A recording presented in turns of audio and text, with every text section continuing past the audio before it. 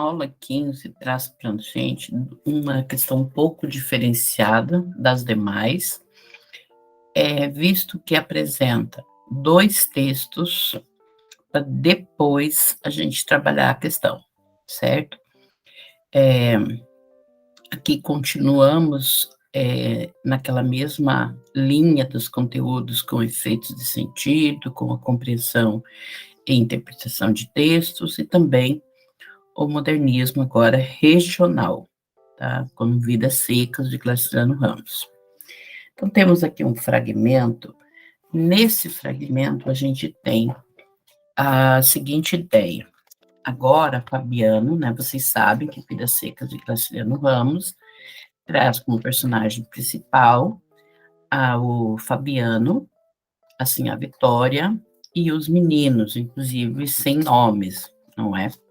Agora, Fabiano conseguia arranjar as ideias. Fabiano aí era a personagem principal. O que o segurava era a família. Ou seja, observem que ele conseguia arranjar ideias para alguma coisa, né, para tomar uma decisão. O que o segurava era a família. Vivia preso como um novilho, amarrado ao mourão. Mourão aqui, digamos que seja uma espécie de poste, mas é assim que se chama, aquele mourão da cerca, que se fazem as cercas, né? Aquelas madeiras que se fazem cercas para colocar o arame, chama-se mourão, suportando ferro quente.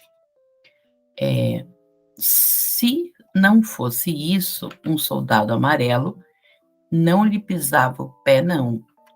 É claro que aqui esse soldado amarelo, possivelmente fazendo uma mensagem aí, uma menção, melhor dizendo, uma referência à policial.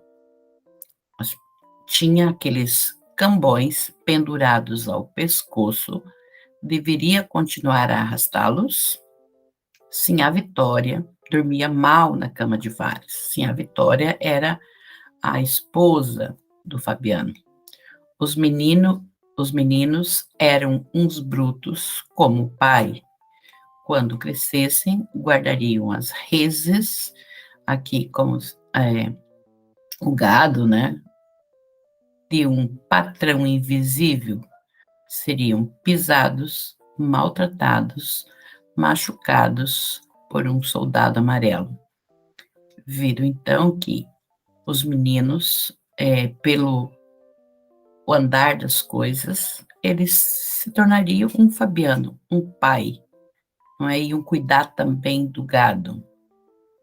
O segundo texto já traz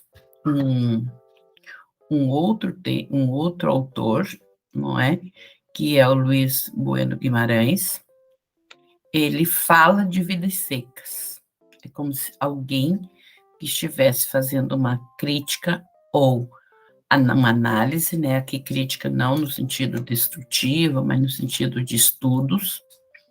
Ele diz: para Graciliano, o roceiro pobre é um outro, enigmático, impermeável. Não há solução fácil para uma tentativa de incorporação dessa figura no campo da ficção. É lidando com o impasse, ao invés de fáceis soluções, que Graciliano vai criar vidas secas, elaborando uma linguagem, uma estrutura romanesca, uma constituição de narrador, em que o narrador e criatura se tocam, mas não se identificam. Em grande medida, o debate acontece porque, para a intelectualidade brasileira, naquele momento de vidas secas, não é? O pobre, a despeito de aparecer idealizado em certos aspectos, ainda é visto como um ser humano de segunda categoria, simples demais, incapaz de ter pensamentos demasiadamente complexos. O que Vidas Secas faz é, com pretenso não envolvimento da voz que controla a narrativa, dar conta de uma riqueza humana de que essas pessoas seriam plenamente capazes. Então, aqui, esse crítico literário, ele comenta da grandiosidade da narrativa de Vidas Secas, quando percebe a riqueza humana e do que as pessoas seriam plenamente capazes. Minha sugestão é que leiam Vidas Secas, é um romance interessante, regional, traz uma situação nordestina, quando da seca, que avassalou o Nordeste. E aí havia aí um conflito para a família de Fabiano, que era deixar ou não deixar o trabalho, né, com aqueles senhores do Nordeste, né, os chamados coronéis, haviam falido, né? Bom, vamos ver a questão. A questão vai dizer o seguinte: a partir do trecho de Vidas Secas, no texto 1, e das informações do texto 2, relativas às concepções artísticas do romance social de 1930, avalie as seguintes afirmativas. Bom, só para completar, vou voltar na slide aqui e colocar que, além do modernismo regional, nós temos aqui o romance social, que é justamente o romance que analisa a sociedade, né, a partir da visão da literatura. Questão 1. O pobre, antes tratado de forma exótica e folclórica pelo regionalismo pitoresco, transforma-se em protagonista privilegiado no romance social de 30. Perfeito. Antes, o pobre, na literatura, era invisível, ou então analisado de forma folclórica. Já no romance do Graciliano Ramos, o Fabiano é o protagonista, ele tem voz, ele tem decisões, quando ele toma a iniciativa de sair da fazenda e dirigir-se a São Paulo, junto com sua família e a cachorra-baleia.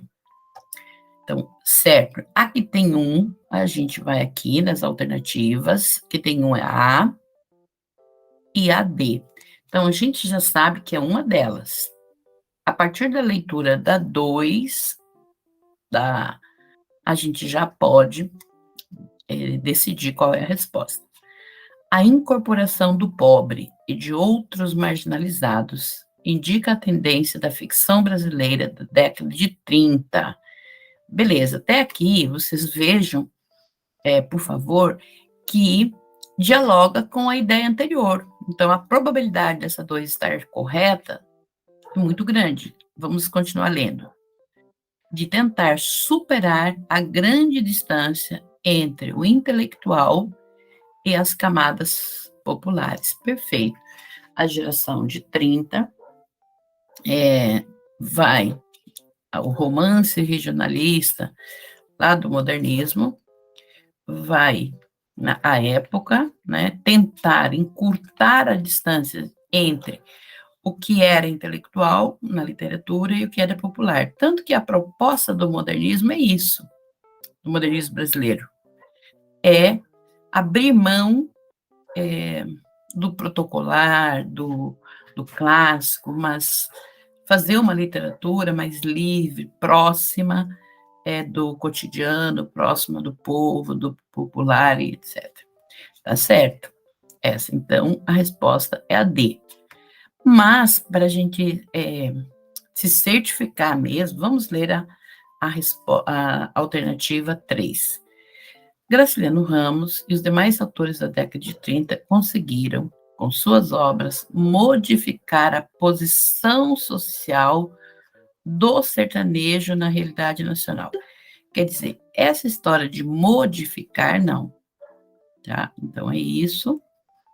Terminamos aqui a aula 15.